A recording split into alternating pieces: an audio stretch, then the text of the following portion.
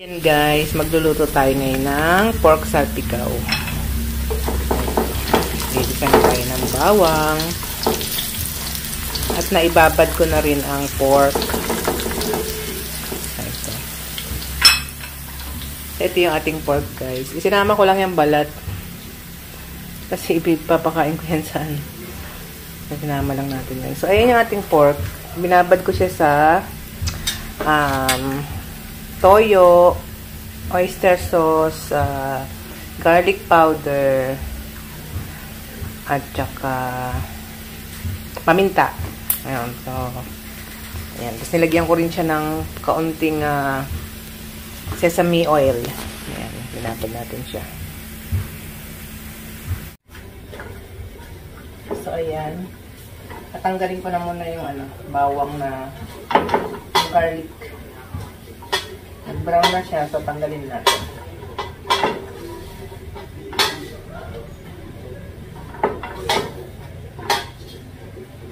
Tanggalin na natin at pagkatapos ilagay na natin itong pork.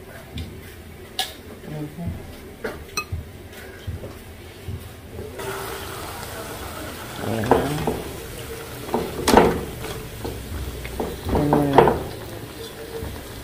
Tatakpan natin to, tapos hintayin natin maluto at matuyo siya hanggang sa magmantika siya.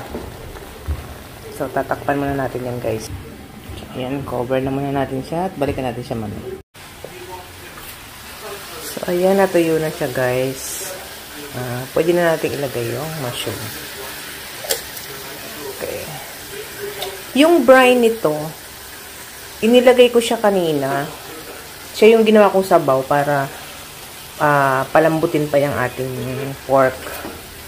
Nilagay ko lang siya dyan. So, hayaan lang natin yan siya guys na magmantika ng sarili niya. Tapos, lalagyan pa rin natin yan ng margarine mamaya. Okay. So, ganyan muna siya. Takpan muna natin ulit. So, ayun na nga. Ha? Naluto na yung ating pork salpikaw. Ay, ano ba yan? Naka-bold. Nakain si Papsi. Kamusta? Kaya lang yun. Kamusta? Stop. Yep. Pwede na talaga tayo mag-restaurant. Hindi ko siya pwedeng ipakita yung ni Papsi kasi masyado siyang sexy. Pero masarap naman. Sa chicken, ganun din, no? Masarap din siguro. Masarap naman daw. So, success tayo, guys. Nadali na. Nadali na naman daw, guys. Pork salpikaw po. Dinner. Yan na lang ang natira, guys. Naubos ng ating pork salpikaw. Sarap.